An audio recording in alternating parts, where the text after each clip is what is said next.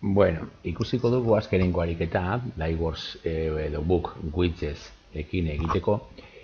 Eta gero, beste bideotxo bat egingo dut, gomendio pare batekin edo. Bueno, azkenengoa izango da imagen con zonas interactivas, baitare batzuetan erabilgarria aurkezteko informazioa aurkezteko ikaslei, eta horretarako crear nuevo widget eta imagen con zonas interactivas. Oso simplea izango da baitare, oso erreza, bakarrik hemen aukeratu behar dugu zein iruditan egingo dugun, imagen de fondo, orduan aukeratuko dugu bat, nik aukeratuko dut berriro mapa hau, eta hasiko gara, gehitzen interakzioak. Izan alda testo emergente bat, eta orduan hemen idatziko dugu testua, eta kokatuko dugu bere lekuan. Ya está, hor, Bizkaia gainean. Vale, hecho. Kokatuko dugu beste mota dagoko bat, orain izango da irudi bat, aukeratuko dugu irudia, adibidez hau, barakaldokoa, eta kokatuko dugu hori zein lekutan nahi dugun interakzioa egin. Vale, hecho, eta horrela joan algara gehitzen nahi ditugunak. Bideo bat izan daiteke, aukeratuko dugu bideoa, igo behar dugu ordenagailutik edo Google Drive baldin badaukagu hortik hartu. Ni eginda dauka ja, baina zue lehengo aldiz baldin bada, joango zarete kontu honetara, erregistratu izaudete kontura, eta eskatuko dizue baimena Drivera joateko. Aukeratuko dut hor daukadan bideo bat, eta jazta. Jarriko dugu beste bat, kasu honetan izango da web emergente, ikusiko dugu hau, frogatuko dugu hau. No se permiten archivos de más de 10 megas, vale. Orduan kontuz bideoekin, vale. Ez dugu jarriko, aberia, bestea, vale. Frogatu dugu beste batekin ia txikiagoa den, baina normalean ez suposatzen dut, ez dela izango txikiagoa. Ez du usten 10 jarri du hor, vale, hau. 10 mega baina handiagoak, orduan egotzen baditu gorlakoak, ez gaitu txiko, vale. Honek ematen du onartu duela, jarriko dugu beste bat. Izango dago emergente bat, probatuko dugu hau aber nola egiten duen. Joango gara dibidez, ona, aber zer egiten duen. Web honetara.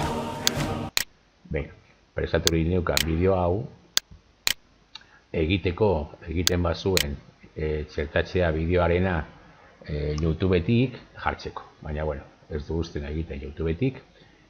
Hartu dugu YouTubeko horria eta web bat txertatzen ari gara. URL hor itxasiko dugu YouTubeko elbidea. Eta jarriko dugu non jarri nahi dugu. Gipuzkoakoa denez, Gipuzkoa gainean. Ez da que ja jarri duan Gipuzkoa gainean, jarriko dugu. Hemen lapurdin badazpara. Vale, hecho. Eta, beste bat, kasu honetan izango da enlace web, ikusiko dugu desberdintasuna, jarriko dugu berdina, bata zen web txertatzea eta orain da esteka joateko leku horretara, ikusiko dugu gero desberdintasuna. Pregar, eta jazta.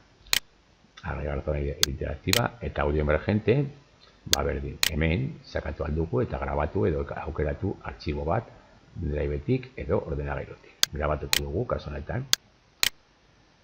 Hau da entzungo den testua, botoia sakatzean.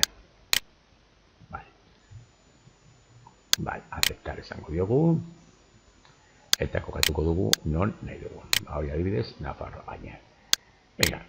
Uste dut guztiak egina daudela, edo mota guztiak, ikusiko dugu nola egiten den.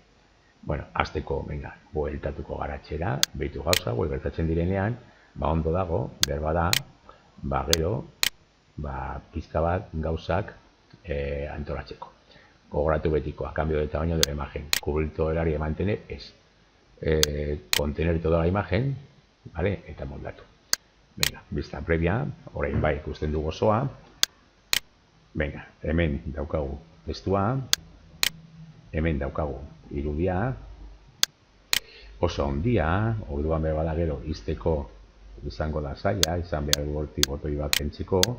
Bueno, Gipuzkoa gainean, bagala zegoen jarrita azkenean, Nafarroan.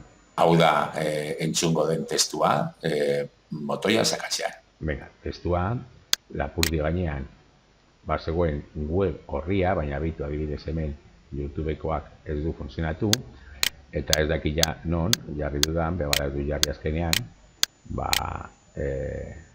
web horria joatea, esteka moduan. Vale? Honek ez du ondo funtzionatu, web horria ikustearena, web osoa, probatu aldugu desberdinekin, eta ja zintxugun hartu eta zintxuk ez. Bueno, baina momentu batean, eginda daukagu baita ere, irudi interaktibo bat, multimedia rekurso edo baliabide batzuk txertatuz. Bideoak, soinuak, testuak, eta bar. Beti bezala, konpartir, erabidali eta eginda gongo da.